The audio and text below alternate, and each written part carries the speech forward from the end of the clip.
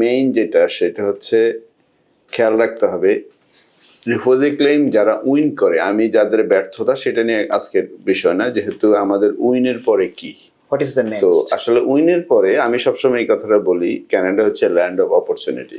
Land of opportunity মানে opportunity কিন্তু এমন না যে এটা নিজের কাছে, মানে I have to know that, একদম easy to know that.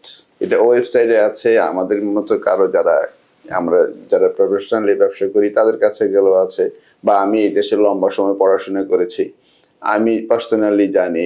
For example, আমি আসলে বেশ কিছু আমি বিগত অনেকদিন থেকে এই ধরনের আমি দেখেছি। এটা আসলে যেমন নাম্বার ওয়ান, আমার কাছে গত মাসে একটা আমার ক্লায়েন্ট আসছে, আমার ক্লায়েন্ট সে সরাসরি কেস জিতেছে, বাংলাদেশে সে অনার্স পাস করা, আচ্ছা, এখানে অনার্স পাস করে চলে আসছে, তারপরে যাই হোক আফটার 2 ইয়ার্স সে কেস উইন করেছে।